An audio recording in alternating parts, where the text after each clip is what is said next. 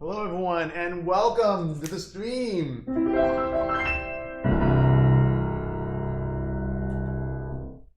Hello Olivia and Timothy. Can you all hear me? Doing a sound check here.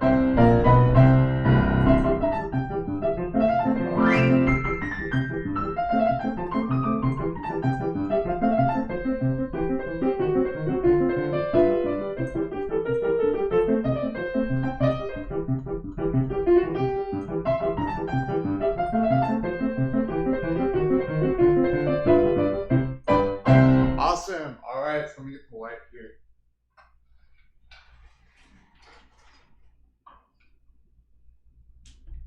So here are the musical introductions. Hello, Olivia.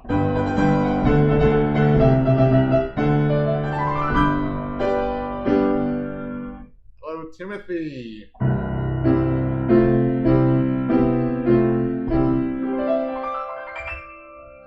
Hello, Amy.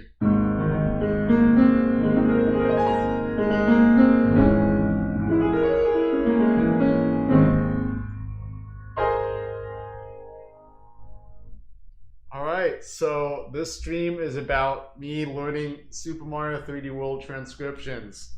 So here is Super Mario 3D World course clear, and in the previous stream I also talked about my strategies for learning this piece. So let me play it through again.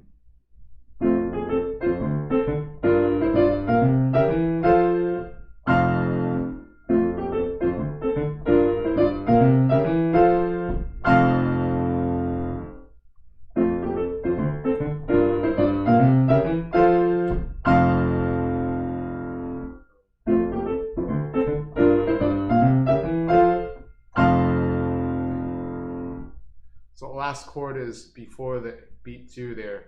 2, 1, and 2.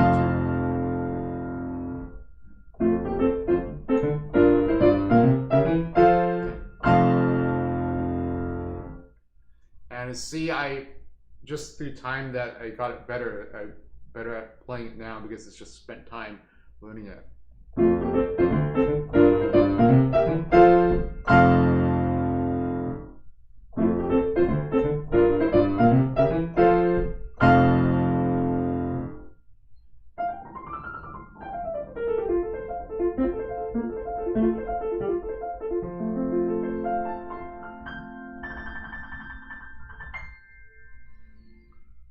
Okay, so let's get to the next piece. This is Mario's color panels, full score.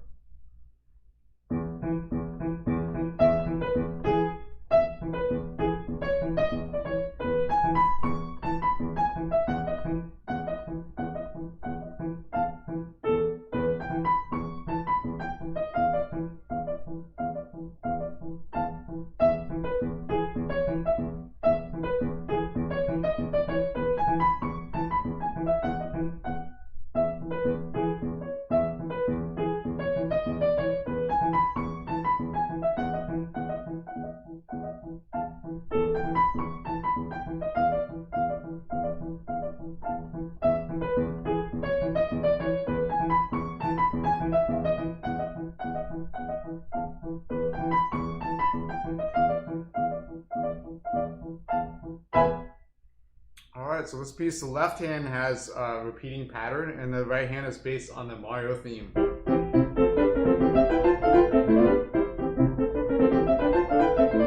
Right here is an E major. And then here it goes into the parallel minor, so E minor.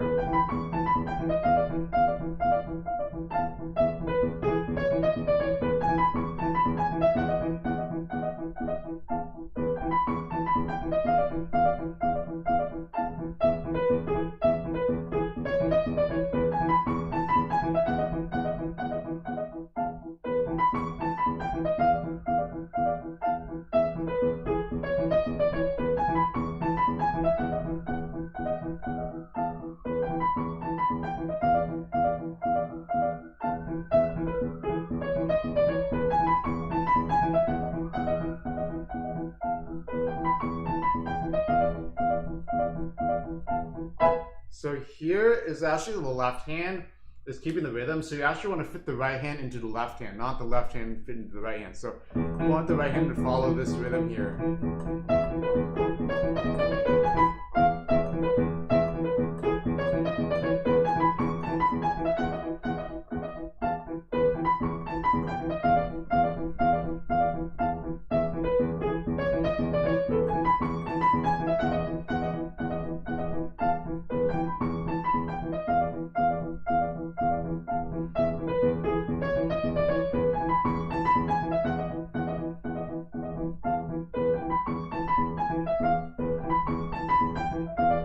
Hello, Rhythmic. So let's see if I can play some memory.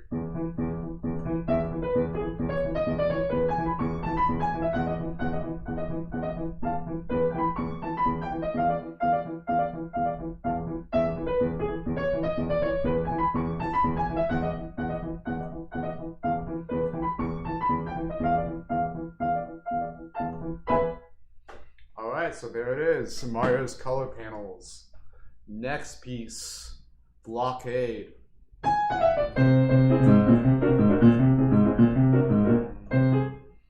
And thank you, Timothy McRossin, for the super sticker. One up.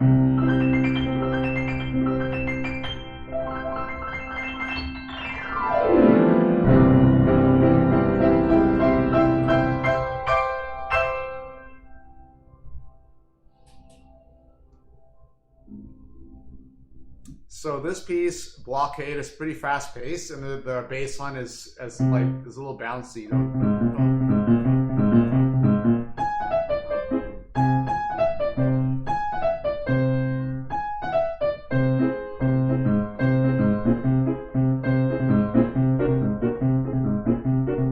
So this is using the whole tone scale. We know there's another piece that goes.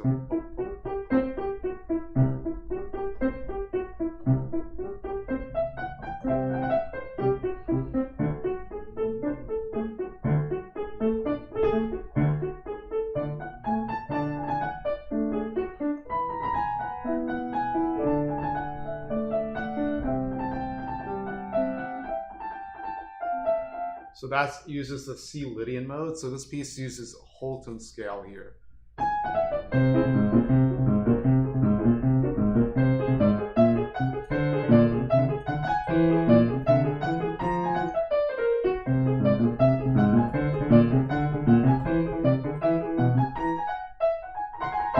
So here, let me play it slowly here.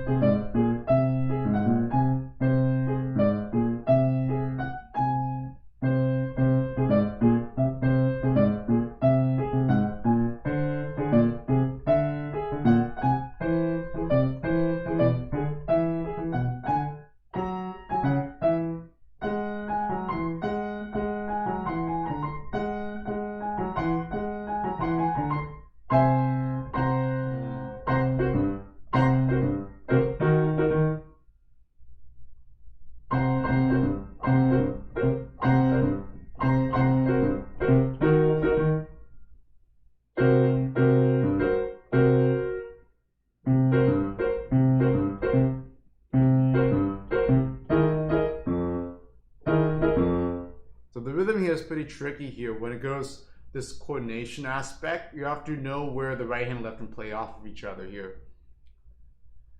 Hello, Darren W.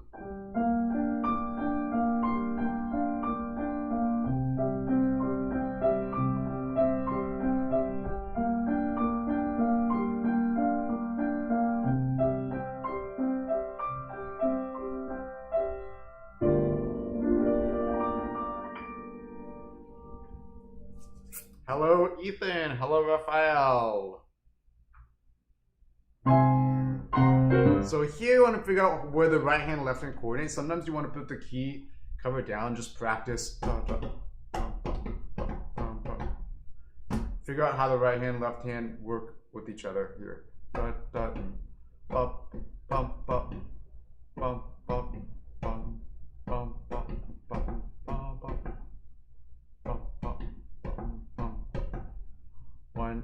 One and two, one and two, and one and two, and three and four, and one and two, and three and four, and one and two, and three and four, and one and two, and three and four, and so it's quite rhythmically complex here, and I can force to learn it. I can force it, like to learn it, force it, but ideally that's not how I want to learn the piece. Before, when I made YouTube videos every day, I kind of forced myself to learn the rhythm, and I was able to learn it, but it wasn't an organic way. Like it's one thing to force yourself to learn something if you really need to learn it, and if you're in a time crunch, but ideally, it's better to not force your brain to learn something. A brain should kind of learn it on its own, like subconsciously almost. So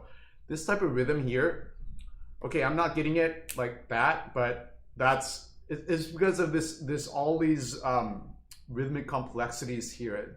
It doesn't really occur in classical music.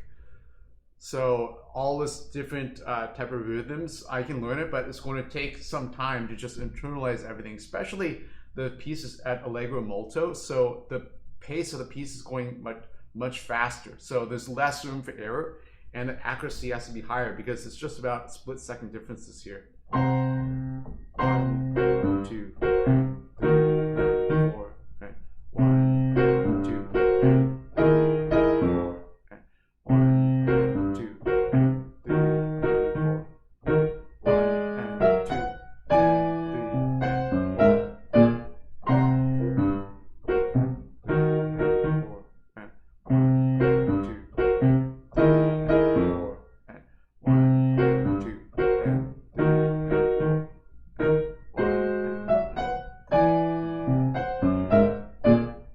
also note it's good to keep in mind what the brain is thinking, because the brain doesn't differentiate. It's just absorbing information. It's just absorbing the sound. So I mean, maybe the brain doesn't even know if it's me or somebody else playing it. It just hears the music and it memorizes it. So that's part of it. I played this level, but it's more paying attention to like winning the level and like not getting hit by the enemy, damaged by the enemy. But I recognize this part. So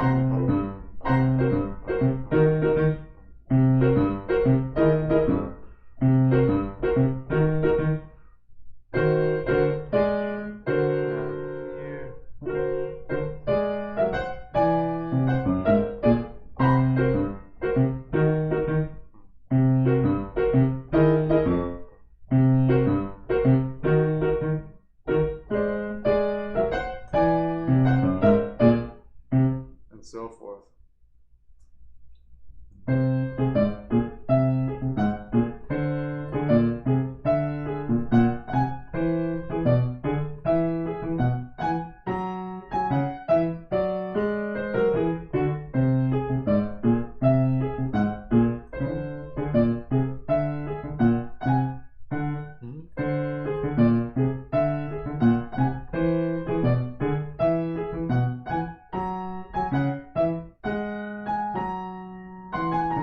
Now this is tricky here. When the second voice enters here, I'm in measure 7.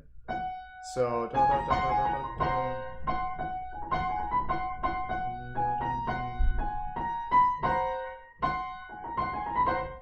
So here I didn't really think about the fingering when I was transcribing this. So if it's inhuman to play, then either it's possible here. Do 1, 2, 3, 4, 5 here.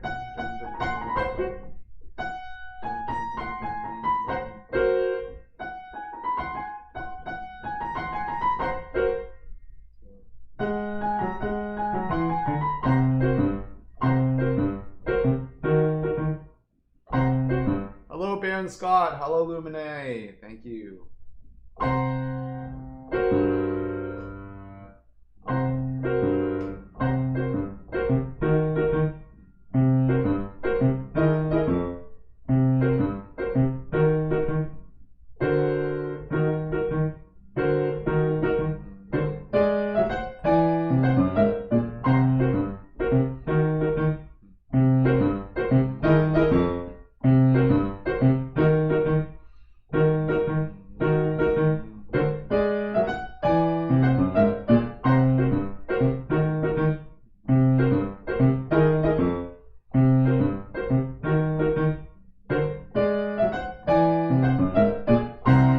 So that's the piece here. It's based on this chromatic, this whole tone scale here.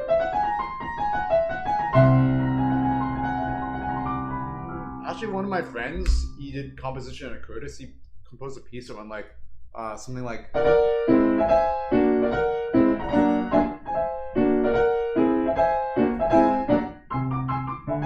It like was based on whole tone scores. It's really cool. So let's see.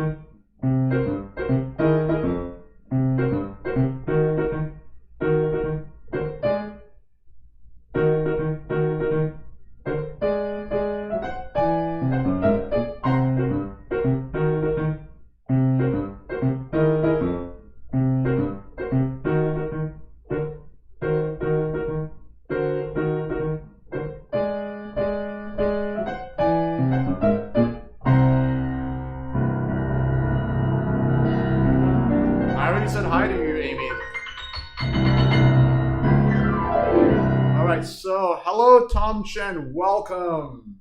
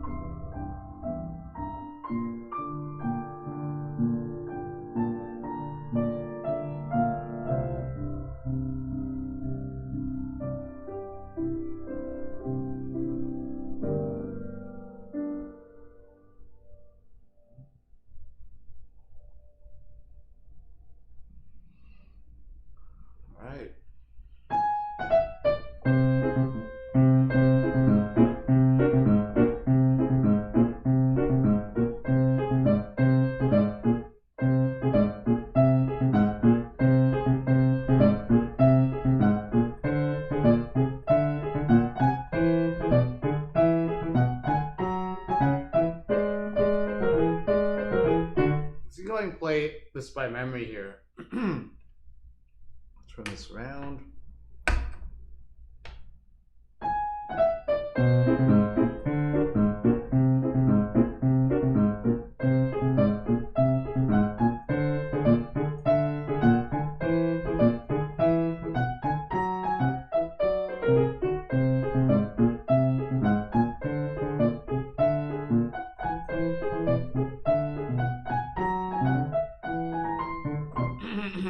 Timothy, that piece was Silence Before the Storm from Final Fantasy X. So, let's see here.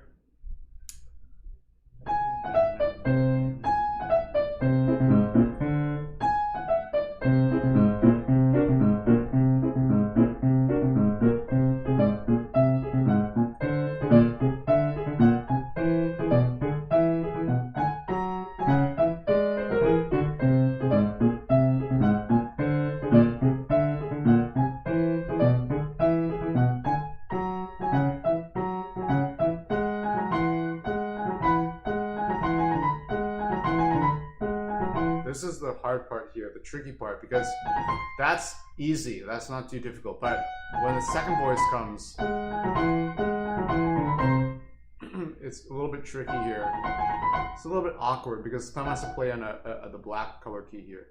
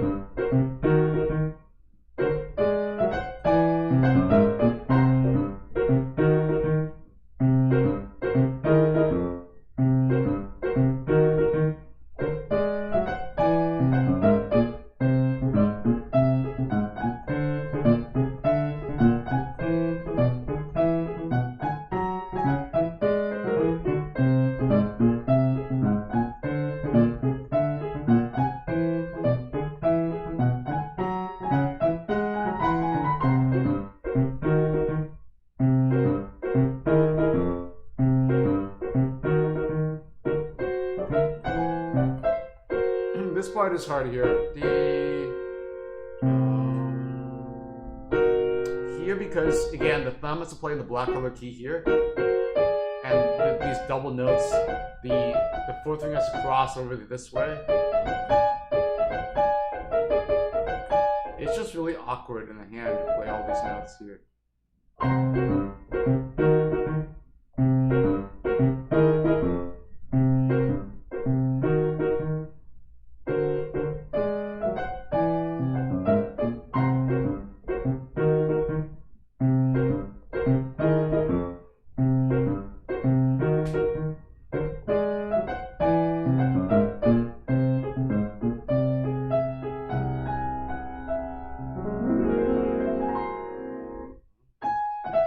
Play it again for more practice. Let's see if I can play it from memory now.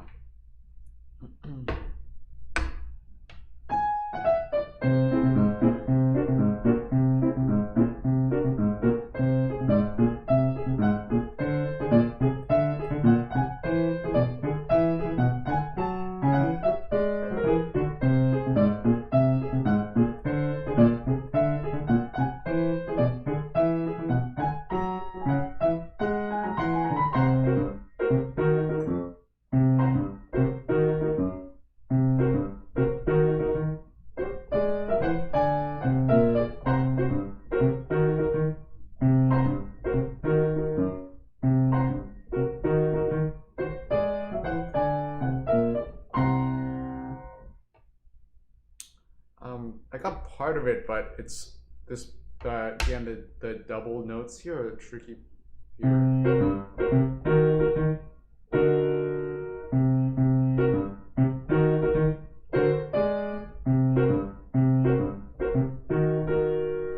Hello, Zorm.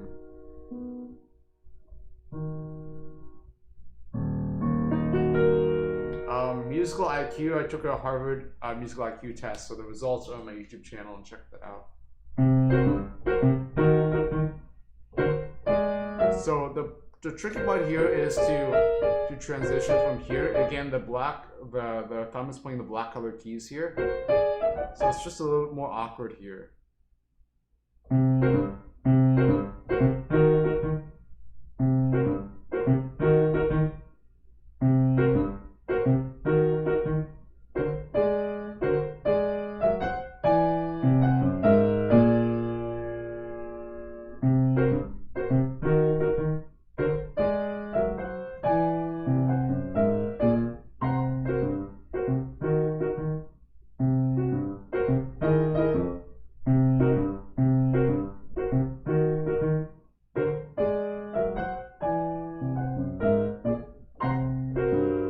Okay, so that's that. You know, I can play on and on and on, but I'm going to trust myself that I'm going to let my subconscious work on this. I'm not going to bore you by just repeating this over and over and over again, but that would be one way to practice this. Okay, next up is Color Panel Challenge from Super Mario 3D World.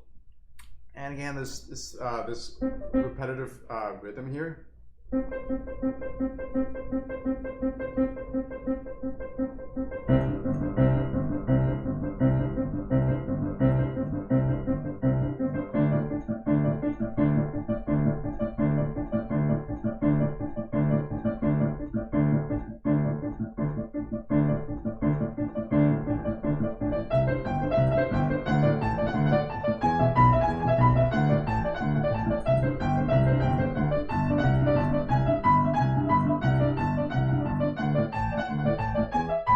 So you notice the left hand is staying on this ostinato repeating pattern. Goes C, G, G, G. So hello, NJ La Rosa. So this is a repeating pattern that's called ostinato, and the right hand is kind of reminds me of a Donna Lewis song. Goes.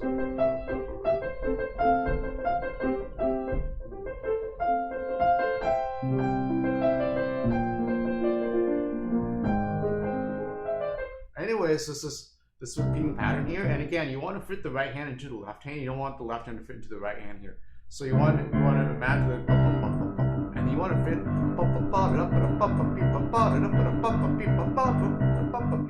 into the left hand. So that's the trick here.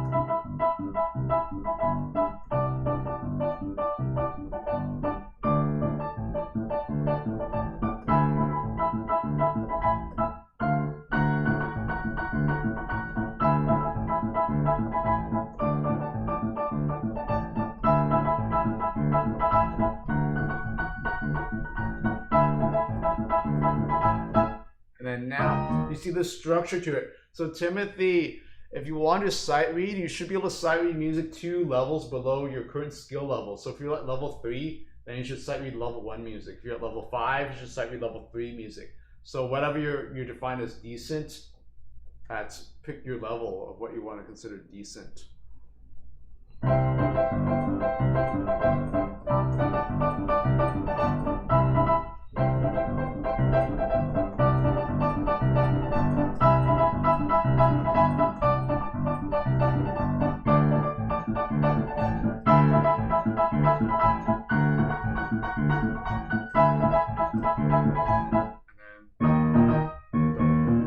Now the rhythm changes to the left hand part.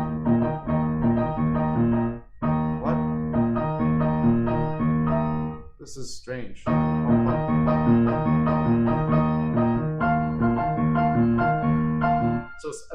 So it's a coordination issue because the left hand here is, you want to phrase it like this, but the right hand is going this way. So it's like you have to do 2 different things.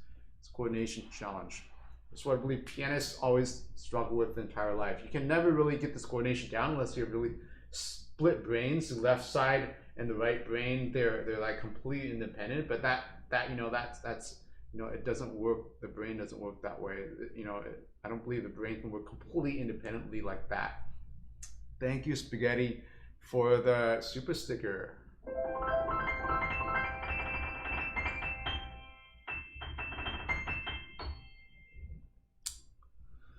So that's a challenge here.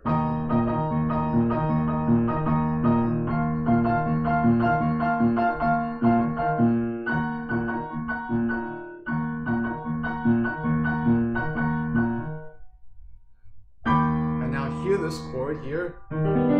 This is what we call like an augmented 7th, like augmented chord and then a 7th here.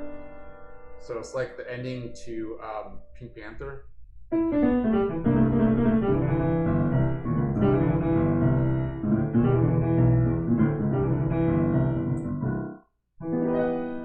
There's that. It's actually a minor major 7th there, but this is actually different. Let's see, what would this be? This is what we call bitonality. When you have E flat, 2 chords combined, it's called bitonality. 2 keys. You have E flat major and G major. Now it's almost thought it would be like a major minor chord, but this would be this chord here, a minor chord, the major 7, like the 4th movement of the Barber Sonata, which I haven't learned, but I love to learn that. There are a lot of pieces I want to learn, but it's Beethoven's 250th birthday, so I actually want to learn Beethoven pieces before the end of this year. So sneak preview. All right, so again, this is a sort of thing, if I just repetitively play it, then I would learn it. So I'm not going to bore you with that. I'm just going to let my subconscious learn the piece. Now that I've kind of whet my appetite for it, I'm just going to let my subconscious learn it. So I'm going to the next piece. Pre-battle, okay.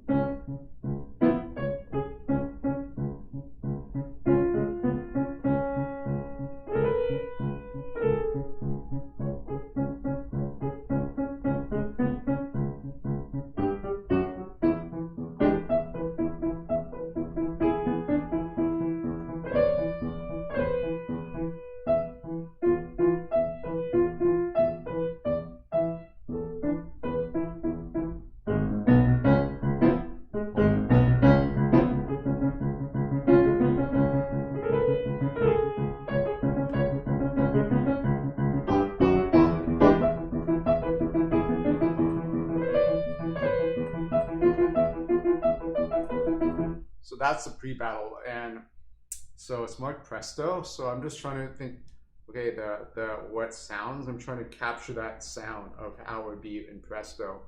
But of course, your brain, when I'm learning this, my brain is learning this from a blank slate. So it's about also training the brain to what to remember, because you're giving information. Well, I'm giving information to my brain here. It's like I'm learning it like a blank slate. So I don't want to just make a lot of errors because my brain's gonna learn that way. I want to play the notes cleanly. So it's like when you move into a new house, so like the room is completely clear, right? There's no like clutter.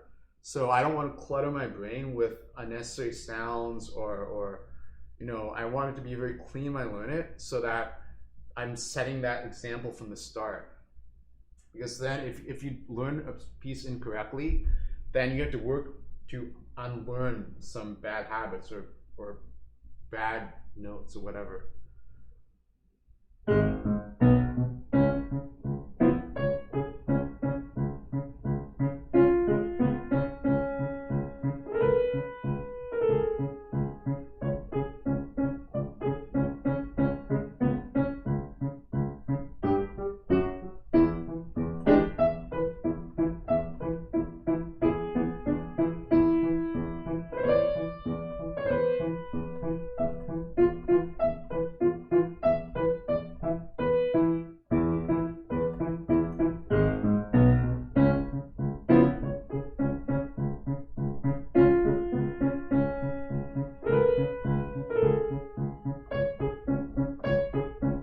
And thank you, Spaghetti and Pasta, for the membership. Welcome.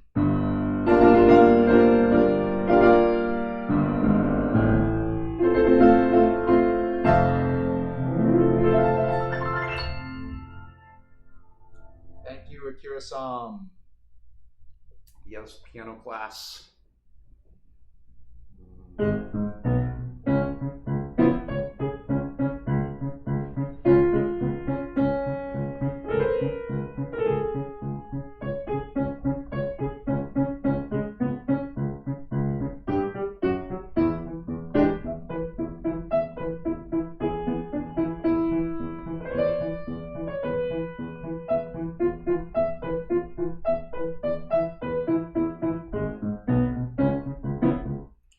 So now I learn it, I'm just going to let it settle. I'm going to let my subconscious work on this piece.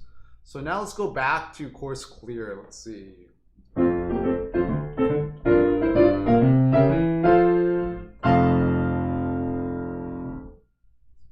play a little bit faster.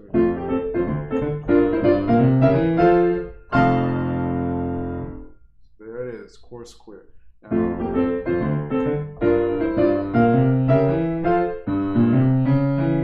Actually, if you want to make this more musical, hello Stephanie O, welcome.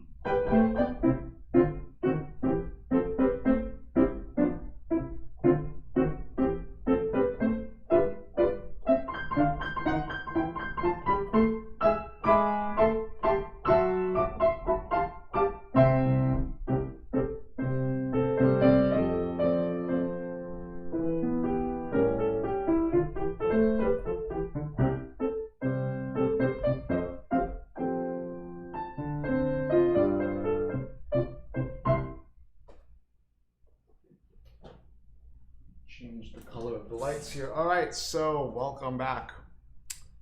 So if you want to make it more musical, you want to listen to the intervals, especially this sort of what we call an augmented second interval here. This is part of the F minor scale. So this is the composers are borrowing the notes in the F minor scale and using them in F major here. So you want to bring out augmented second intervals here,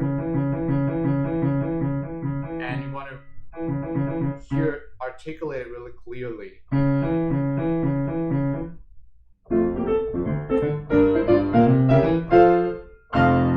now the last chord is not on beat 2, it's on the 16th note before beat 2, and that's an important point. This is called anticipation in jazz, when this chord is anticipating the next beat. So it makes the piece less square, it sounds more upbeat. So I'll play it.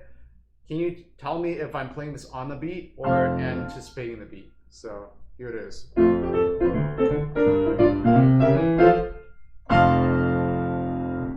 So was it on beat 2 or was it on beat 1.75?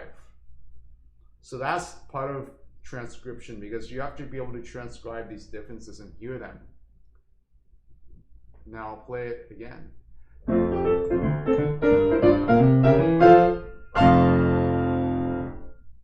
So did you hear the difference between the two versions? The first version, I played it with the chord on beat 2, and the second way I played it with the chord on beat 1.75. So that's the slight difference there. Mainly, it's sometimes if you're not listening closely, it's easy to mistake one for the other, but the one where the chord is anticipating the beat, it sounds a little bit more upbeat. It sounds less square that way.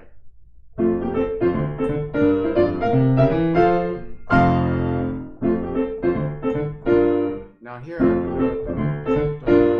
again, it's also anticipation.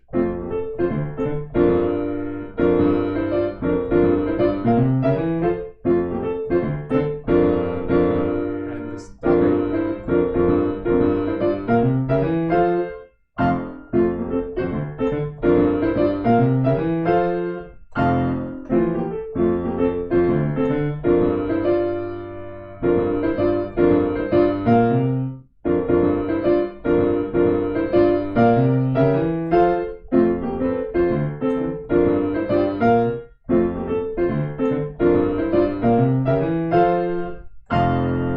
So how many of you agree with the statement that piano playing is about muscle memory? So I'm interested in hearing your thoughts on this, because I've heard this statement many times, and I'm just wondering, what is your thoughts on piano playing is all about muscle memory, or muscle memory is important in piano playing?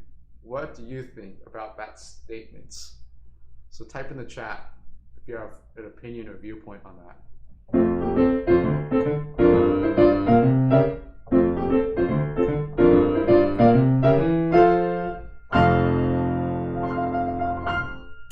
So that's of course clear. Let's go back to Mari's color panels.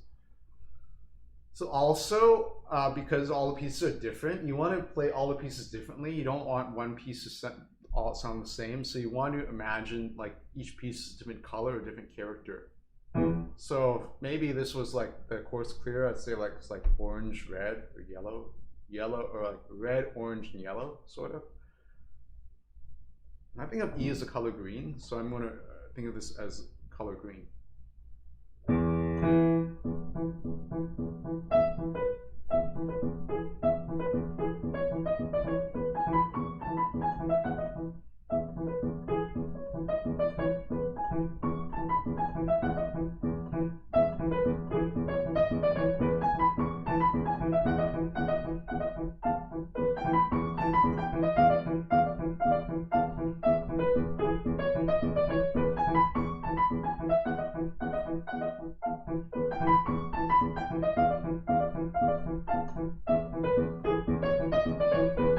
Hello, Ron returns.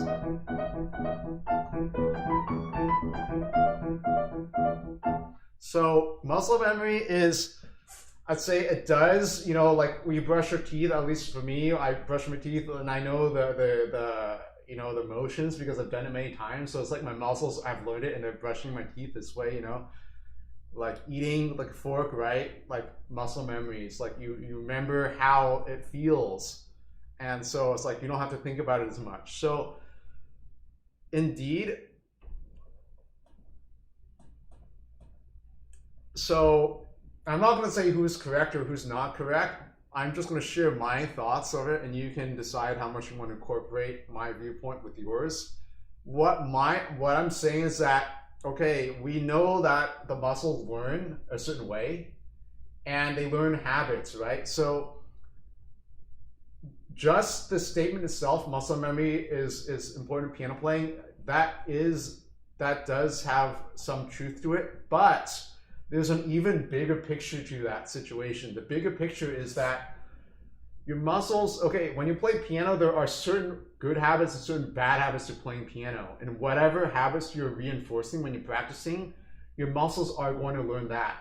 So that being said, yes, muscle memory does have an impact and influence on playing piano. What's even more important is how you teach your muscles, because if you teach your muscles the wrong way to play piano, they're going to learn that way. And if you repeat that, you're going to reinforce those bad habits. So that's why it's important not only just to recognize how muscles memorize habits or motions, but how to teach your muscles the correct way and not the incorrect way. Because we see pianists that get injured, we see pianists that get tendonitis, and unfortunately that was a result usually of playing with wrong incorrect motions, or having some sort of bad habits that create negative effects of the piano. So yes, muscle memory does play an important role, but if you put a box around that itself, is that how you teach your muscles, how your muscles learn, that's even more important. It's like saying, how do you get to Carnegie Hall? Practice, practice, practice. Or how do you get better at an instrument? Practice. Yes, that makes sense, practicing, but practice just reinforces whatever habits you're doing over and over again. So practice in itself isn't a guarantee for success or improving its skill, especially when you get to a high level and you have to work really hard just to gain that much of an improvement. So that being said, practice is important, but perfect practice makes perfect. You have to practice in the right way. So that's part of the aspect of muscle memory, right? You want to teach your muscles the correct motions, right? If I play like this, okay, I am applying like musical. It's hard for me to play incorrectly because whatever way I'm playing, I'm compensating with my ear and how to adjust. But the issue is that if you play something and you teach your muscles the wrong way, they're going to get used to that method. They're going to get used to that.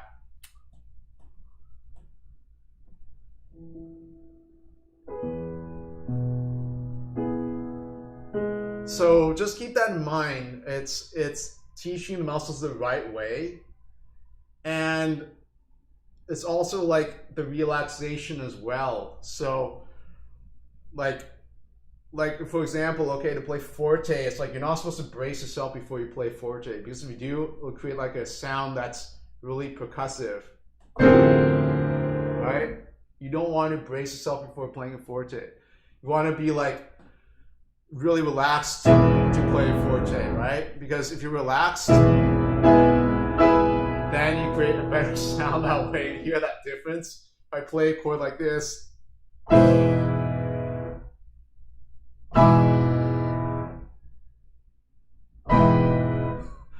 that's going to sound that way. But if I play it relaxing without tensing up, then it's like,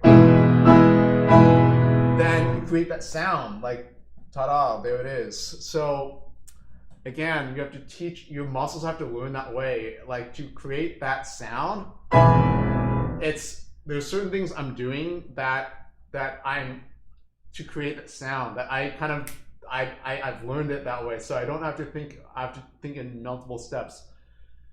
But if you're learning like how to play a loud chord, you have to learn like several aspects of playing a chord that way.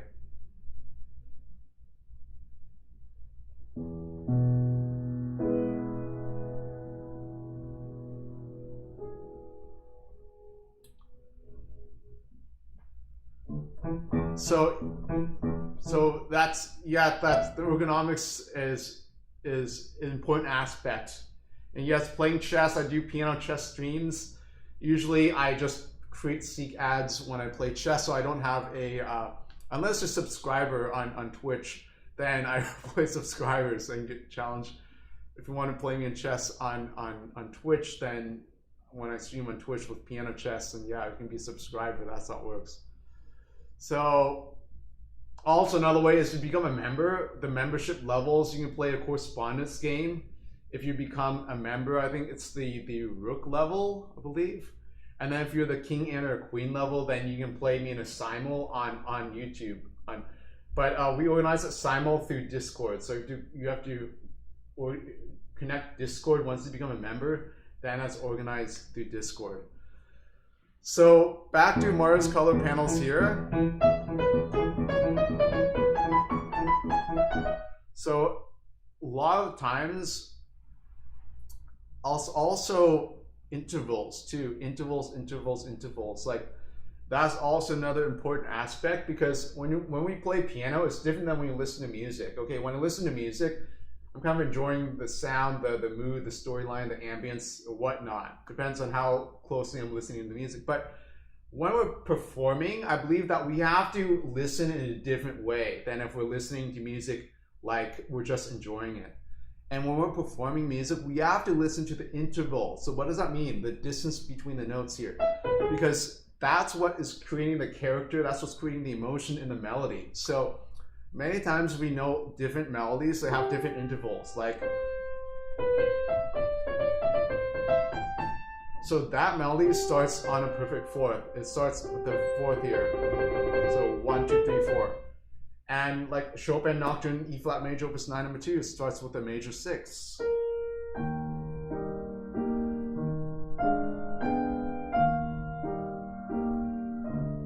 So listening to the intervals is a really important aspect too. Hello, Karishu.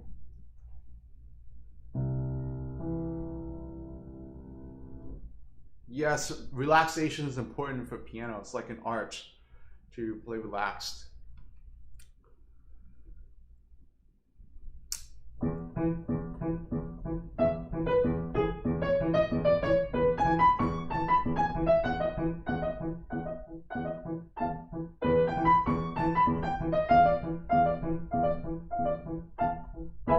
So basically I played through all the Mario pieces that I planned for today.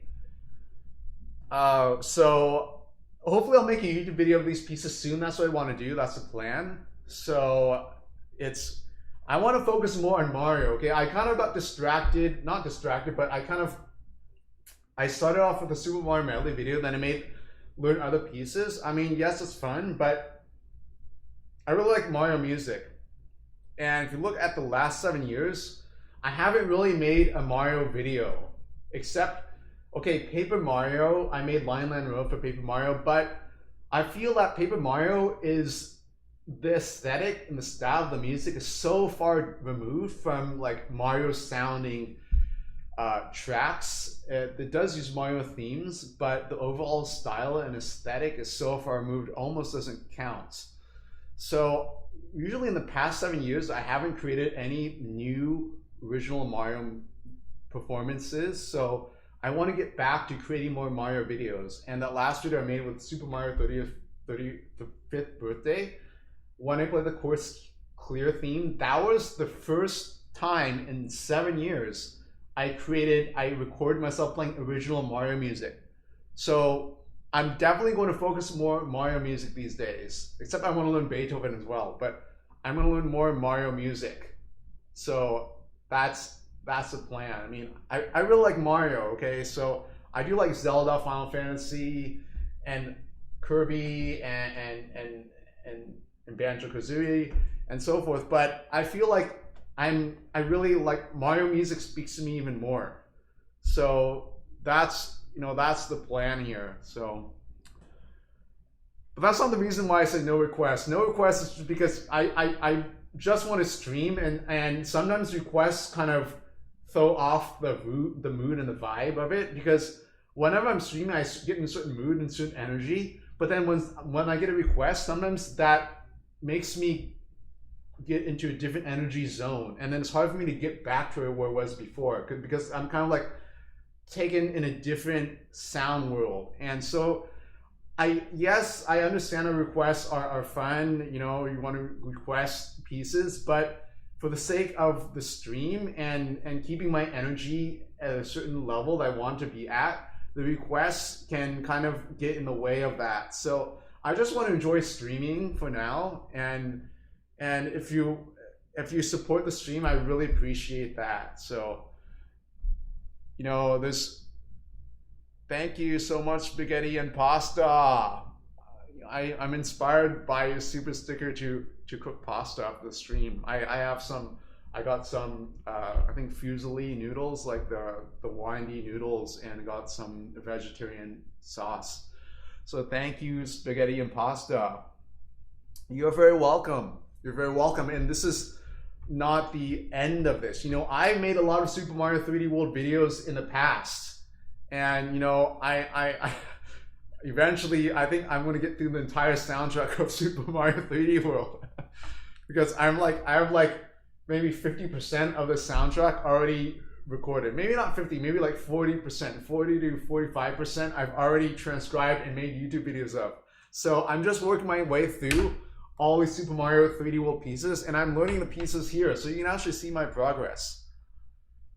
And again, what I'm saying is like it takes a lot of, you just let it subconsciously work, and you actually work on a lot of I work on my the movements of the piano. I move at the piano. Hello B, welcome. So yeah, it doesn't feel like 7 years. The 7 years have gone by pretty fast. Yeah, I sometimes wonder how could I have not made a original Mario work in 7 years, and not recorded Mario pieces for 7 years? Like how could that happen? I mean, I played hundreds of chess games and tournaments. I mean, not saying chess is bad or anything, but yes, I improved my rating when in 2013, like from like 1453 to like 20 up to 2081 max. So I gained like 600 rating points between the last time I recorded a Mario video. So yes, thank you, Hira. So yes, exactly, Runner Returns. Great support. Thank you. Yes, I'm glad this is entertaining and educational at the same time. So that's the idea, because the more I can transcribe more Super Mario 3D World music, and granted this music here is kind of like an electronic way, except for the course clear, but a lot of these pieces have this rhythm, and the right hand there's not much harmony to it. They're like this melody, but okay, yes, it does have this Mario feel to it. Okay, fine. But I'm more interested, like this music is interesting, but that I don't know, it's called Fluffy Bluff Galaxy or something that I like this harmony here, and then the textures of this, the layering of the sound.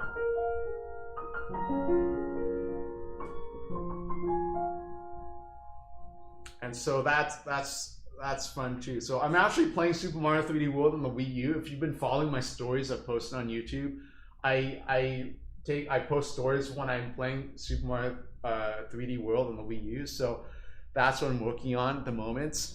And it's fun. It's fun playing the game and then playing the music, because then there's like a strong connection there. Hello, Sabby. 1, 2, 3, 4, 5, 6, 7, 8, 9, 10.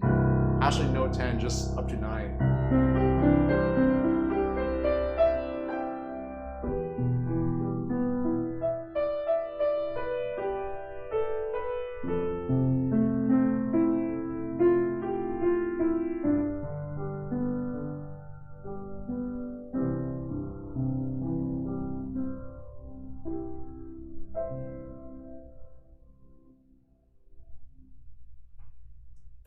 Yes, Super Mario 3D World. I know, it brings back a lot of memories playing that when I was a student at USC at the time. So, but now, yeah, I want to really record more Mario music, work on more Mario music. It's been 7 years since I recorded like original Mario music. That's way too long, right? 7 years on my YouTube channel, no Mario music. So that's why I have to record more Mario music. So no more gameplay in Zelda. Okay, fine. I mean, I'm not against those games from other music from those other games, but it's like I want to play Mario. But that's not the reason why I'm not taking requests though. It's just that's a different story. But I'm focusing on Mario and Beethoven these days and improvising. Yes, the Switch would be fun, but I'm also saving up to upgrade my piano as well, because there are some things on this piano that some days there's some things I want to do on the piano. The piano is not letting me do those things, and it's kind of frustrating, because I know this is a good instrument, but there are some aspects to it that I'm not satisfied about. Like,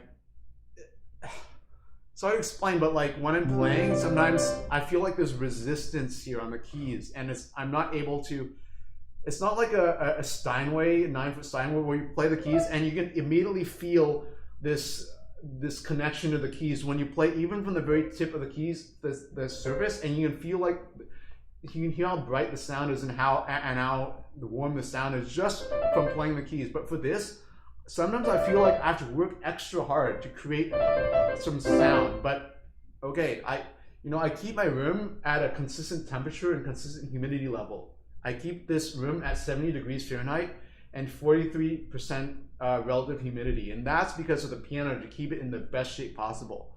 So like I've always like had the temperature control here. It's like literally like a music studio here.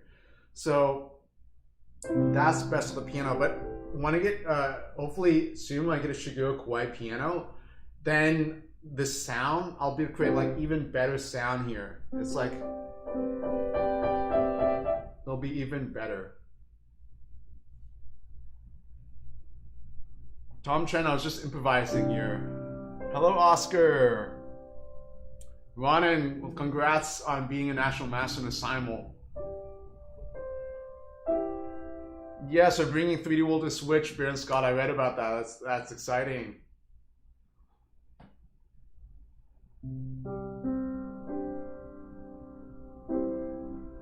So here's color panels, Mario's color panels here.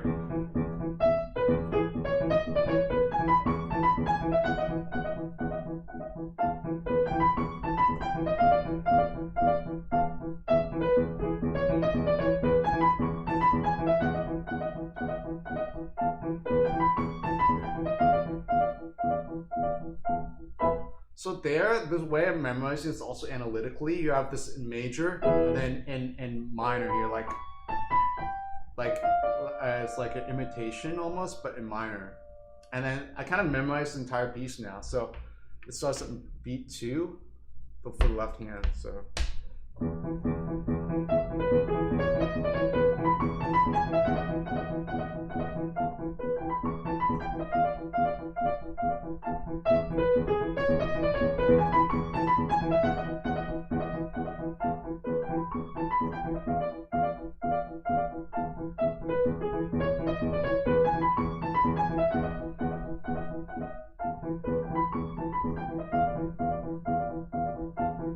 And there it is. So I'm not going to play it anymore. I'm just going to let my subconscious work on it, because that's actually going to be more productive. Sometimes when you gain experience learning pieces, you know how much you need to practice and how much you just let your subconscious work on the pieces. So in this case, my subconscious is going to be better because, again, going back to the saying of music, sometimes I'm interested in music in which it sounds better than in which can be played, meaning that there's always different angles that you can approach it, but it will never be like, sometimes you can imagine how it sounds, but playing it won't ever, like, there'll always be challenges in playing it. And that's the type of music I'm attracted to learning. And that's a quote inspired by Arthur Schnabel. So it's important to, actually for me, it's important to realize that for every piece I learn, because you want to know like what pieces what pieces are sounding better than in which they can be played. Meaning that you have such a conviction into how it sounds, that you have this idealized version of the piece, and then you try to create it. So you have a goal in mind, because that's actually from a higher level, because if you just look at music and say, I want to learn these notes, I want to learn the rhythms, I want to memorize it as fast as possible, I want to be extremely efficient with my time. Yes, you can learn music that way, but there's a drawback to that. The drawback is that you don't have a bigger picture to start with. And the musicality may reach a certain plateau. So if you look at a piece of music when you're learning it and try to figure out from the beginning, how is this, why do I like this piece, and what is the idealized version of the piece, how it should sound. So let me read the quote by Schnabel again. It's really important, because I actually studied with, I'm 2 connections away from Schnabel. I studied with Claude Frank, and Claude Frank studied with Arthur Schnabel. And actually I also studied with Paul Shenley and Daniel Spear in Cleveland, and Paul Shenley studied with the Babins, husband and wife team, and I think Victor Babin studied with Arthur Schnabel.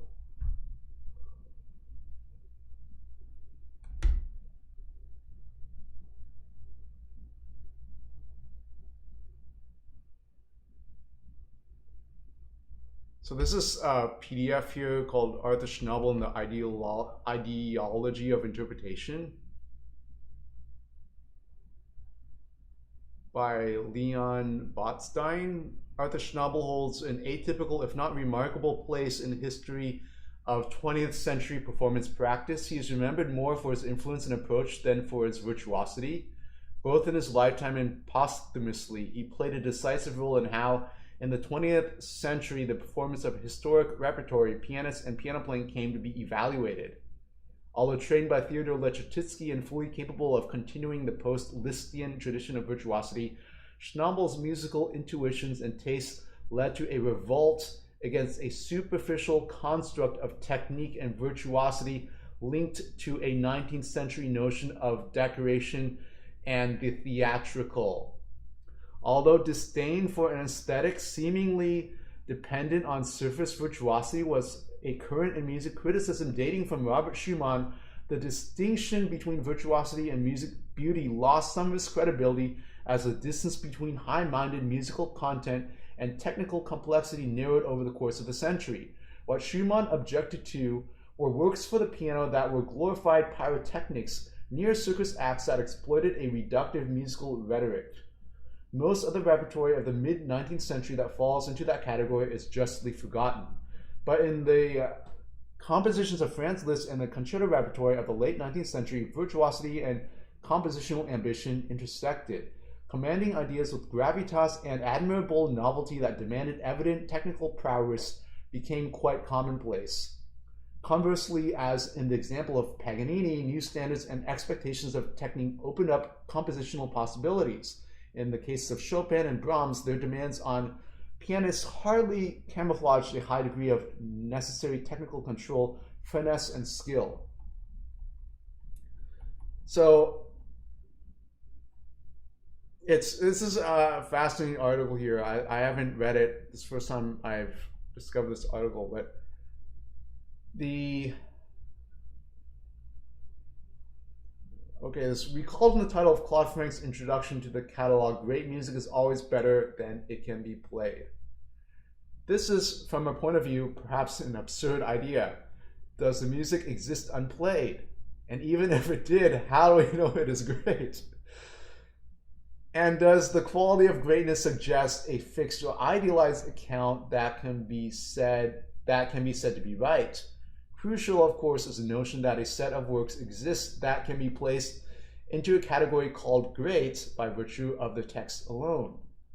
Schnabel was, in this way, crucial in the elevation of a particular group of composers of an attitude to form and meaning and the isolation of certain works to the top of a hierarchy of aesthetic worth, such as Beethoven and Bach and so forth. A second premise was ideal that there was inarguably a right way to recreate these works. Third was ultimately unattainable. Correct interpretation was discernible from the explicit and implicit information printed in the musical text. Perhaps most disturbing was the belief that the compositional content and intent of a great piece were permanently out of reach of any performer. So this is kind of like playing devil's advocate, right? So author's saying if the music is not played in sound waves, how can it exist? But the idea, the article is supposed to make people think and think about the musical process, the musical creation process. I think what Schnabel is getting at is the idea that when you listen to a piece that moves you so much or has so much meaning to you, there's so much emotion, there's so much poignancy in the music that something physically done on the piano, sometimes you feel like the piano in a way is like, okay, take for example the physicality of playing two notes. The distance between two notes here, C and C sharp, that alone is a limitation in terms of pitch. Because on a violin or singer, a singer or violinist can create thousands of different tones between C and C sharp. So in a way, the piano has a certain limitation. Also, when you play a note, it decays. So there's no way to make the sound increase in volume or even sustain the volume over time. So, but composers do write crescendo on a note like this. They'll say, hey, you have to make a crescendo. You have to get louder. Like Beethoven will do this. But, so that's part one of the aspects of creating idealized interpretation is simply that some aspects of the music can't be physically played on the piano because of the physical process of the piano, whether the notes, there are not enough notes between C and C sharp, or the note decays. But I think the crux of the quote, it goes even beyond that. It goes beyond a meaning where there is certain emotion that you try to get, but you can never really attain that feeling. And I've come across music, like sometimes I'll listen to music, I'll play music over and over in a loop, like for 5 hours, and because it's so beautiful. And and like to create on the piano, sometimes I sit down on the piano and try to create it, and I feel like it's not coming close to how I idealize it to sound. And it's a juxtaposition, because you know, in a way, the piano is limitless in expression as well. It can express so much expression, so much emotion in the piano, but at the same time, it's also like the idealized version of music. Sometimes it's like it's cannot be fully reached because there's so much. You can interpret a phrase like 100 different ways, and each way would be equally valid. So like, which way do you choose? Which one do you choose? So I think that's part of the quote there. There are different layers of interpreting that quote, but thank you, Valerez. Yes, I feel you. That's the magic and mystery of music, and I definitely do feel like some music can be, it sounds better than it can be played, and there's some music in which I don't have any interest in playing because I feel like that music I don't feel like there's that level that the music is expressing.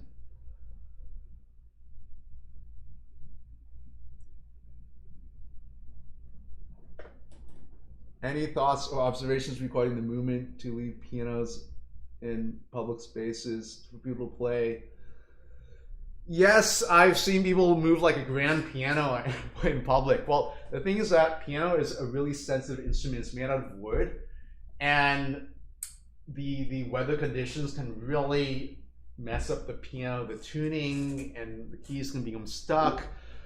So in a way, it's not an ideal situation. Yes, it's in a way, it's like bringing music to the public that way in a public space. And in violinists, they can bring their instrument and play, but for piano, it's a little bit harder. So to have a piano in a public space to play, that does bring interest to the piano in a way. I'm all for the arts, supporting the arts. I think it's a wonderful aspect of what people are doing.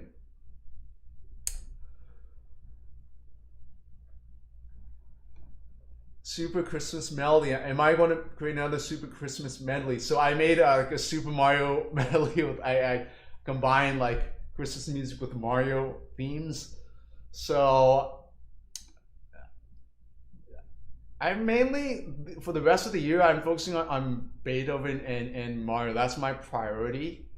I don't want to get too distracted from those priorities. So this year is the 250th birthday of Beethoven, and I'm working on this one piece by Beethoven. I'm learning it, and I studied this piece about 10 years ago. It's 32 variations in C minor, but again, it takes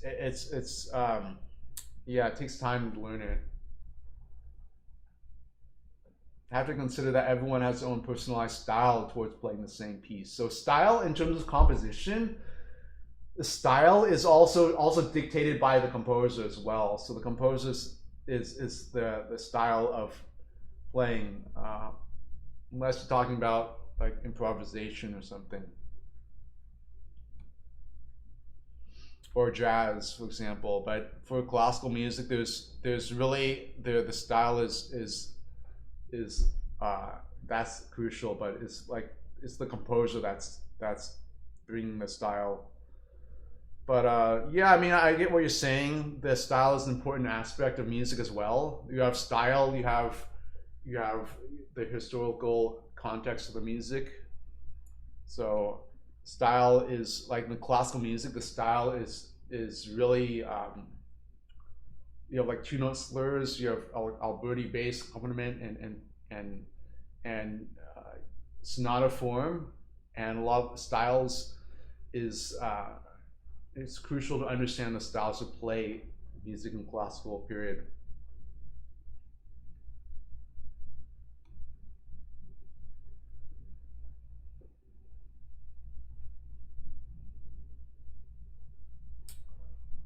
So the Beethoven, yeah, I mean it's not ready to play. I'll only play it when it's ready. I'm kind of picky about it because I don't want to play something that I'm not fully confident in. Because again, also another piece of advice, if you're learning music, you want to play things when you're confident in, because a bad performance can actually set you back. So what I'm saying is that if you're learning a piece and you want to play it for somebody or anybody for a performance, that first performance has a way of shaping how the piece grows on you. So if that performance if you don't feel confident in playing it and the performance isn't that good, it actually can have a detrimental effect on your development of that piece throughout time, because that performance, it kind of affects that playing of the piece. So you want to be careful about that. You don't want to just play things and say, okay, here's I'm playing this, I'm playing that, I'm playing this and that. You want to be more circumspect about what you play and when you play it, because you don't want to play pieces just like that, because again, how a performance goes can affect your confidence of that piece. So that's why I'm kind of hesitating to play what I'm working on, because again, it's different than playing video game music. I can play this and I could, if I make a mistake or two, you know, it's not, I'm not going to be concerned about it. But if for a classical piece, if it's not right to my standards, I'm not going to be it's just not going to be, it's just not wise to play something in when it's not fully prepared.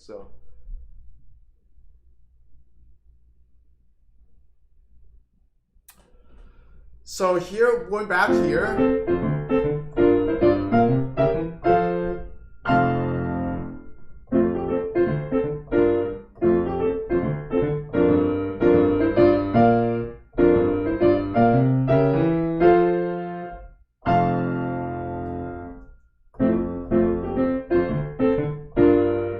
it's also important that you set landmarks in the music as well, like what, in certain measures, like what harmonies are there.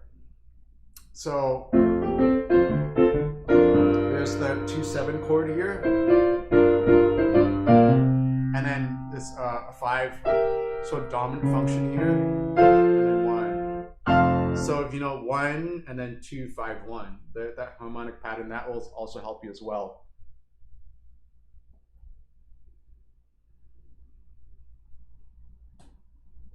Yeah, if there's funding to tune the pianos, that's great. And if there's, you know, people enjoy it and there's interest, then that's wonderful. That's great. That's great support for the arts.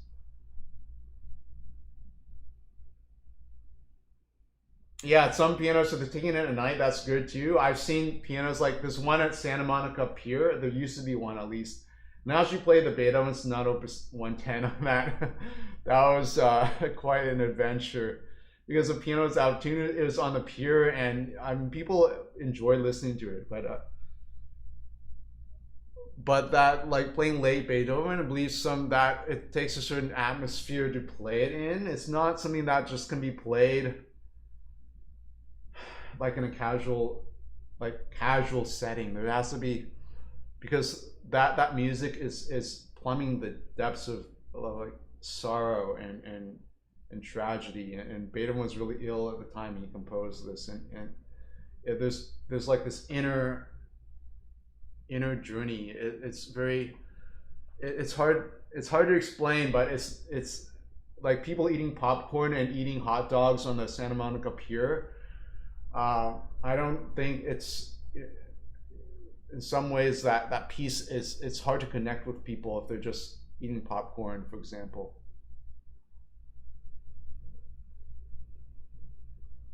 Hello, Real Nikki. Yes, I'm live on YouTube, doing live streams on YouTube. Welcome. So my hand span, okay, for left hand, it's like here, C to F. Okay, if I help my left hand to play F, I need to play C to F. So what is that? 1, 2, 3, 4, 5, 6, 7, 8, 9, 10, 11, like 10, 11.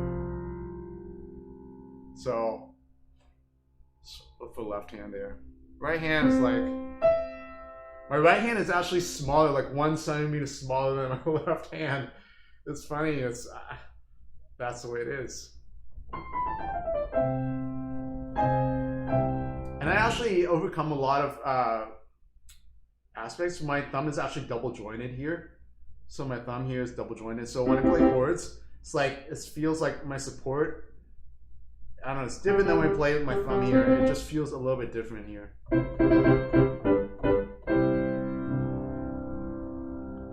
So like Bruce Lee, like one of his legs was like half an inch shorter than his other leg. So like Bruce Lee overcame that what we call a slight handicap there.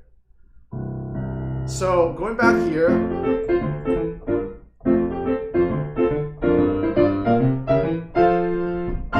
so that's the chorus clear.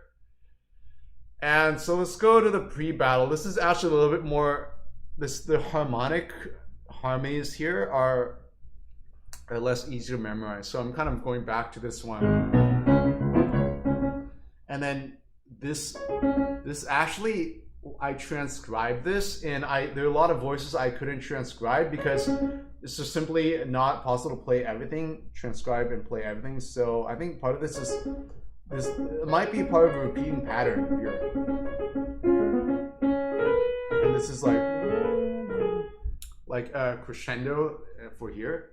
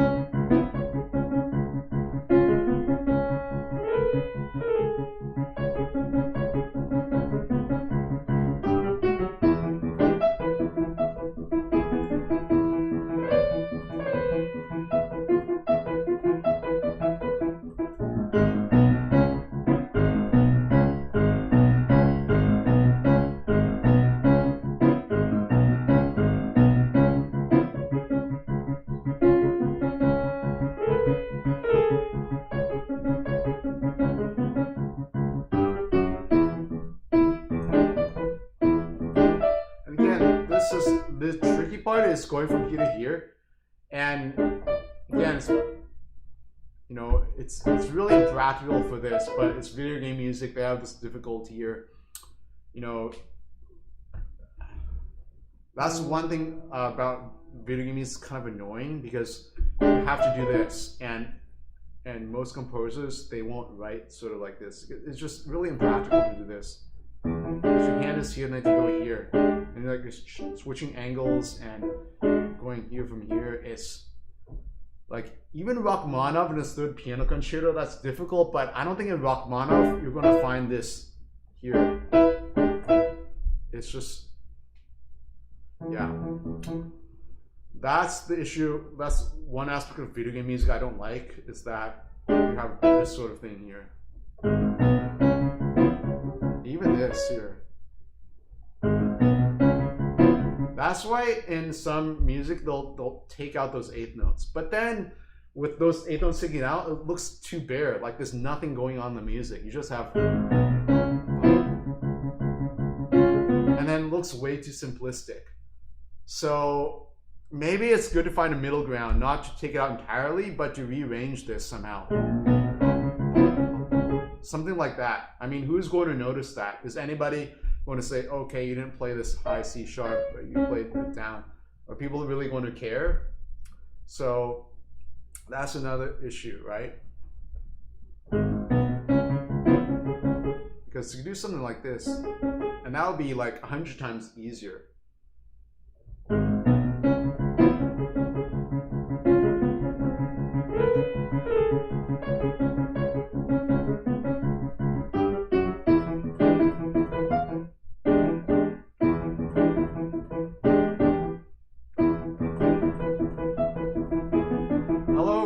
File, welcome. Yes, Bruce Lee studied Jeet Kune Do. He saw every obstacle as a challenge in life, but also saw it as an obstacle, not an obstacle of opportunity. Yes, I actually studied with Dan Inosanto and Marina Del Rey. Dan Inosanto was holding a master class on like martial arts, and I signed up, and I went there. Everybody there was really experienced in martial arts, so I was the only one that was like not experienced in martial arts, and he paired me with somebody, and he was really helpful too. So I actually like learned some of the Jeet Kune Do stuff, Jeet Kune Do martial arts, and Danny Inosanto, he actually incorporated like musical elements in the training. He was like brought out a drum, and he was saying like he was tapping this triplet rhythm, and so we're like doing these moves to the rhythm. So Danny Inosanto is one of Bruce Lee's students, and Danny Inosanto is like a verified Jeet Kune Do instructor.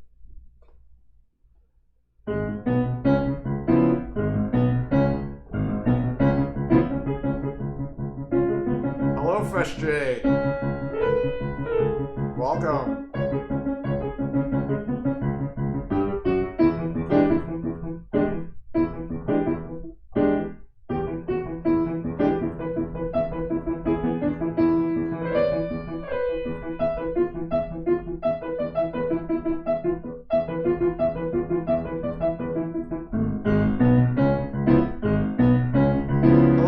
Fritas.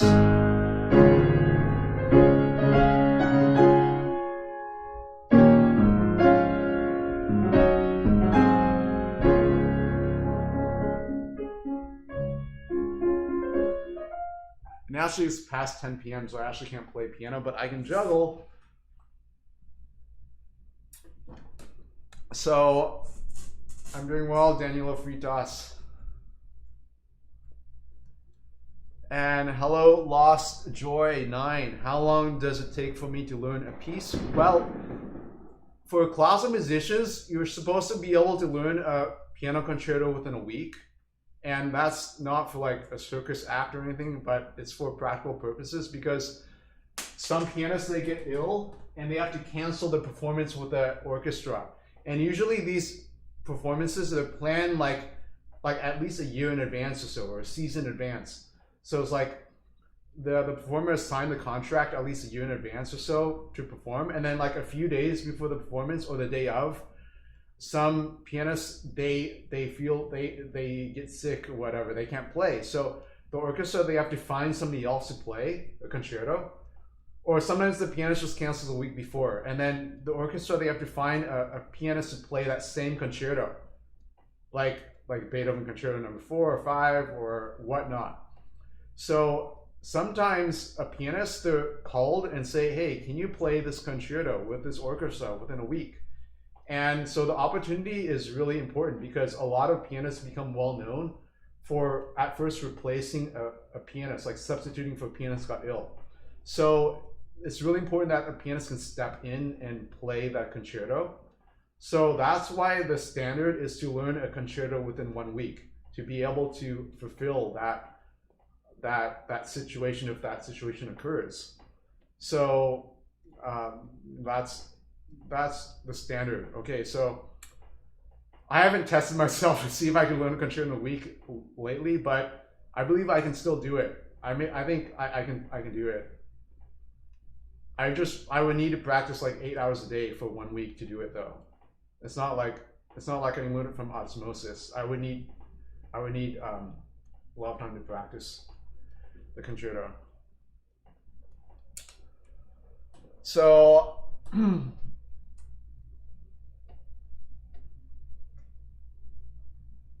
I studied under Larry Rice, I studied under people like Danny and the 3 primary students who Bruce Lee passed the tradition on to. Oh, okay. That's wonderful, Von and Returns. That's wonderful. You have that lineage to Bruce Lee and you have that training and experience. Awesome. Yeah, I haven't studied martial arts a lot, but I have a lot of respect for people who practice martial arts.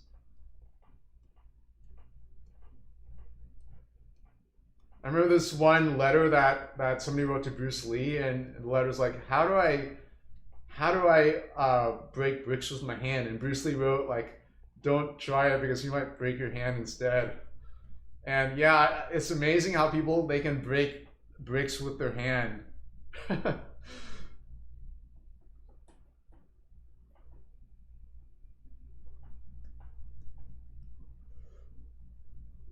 All right, so this is the end of the stream. So thank you all for watching. It was a lot of fun.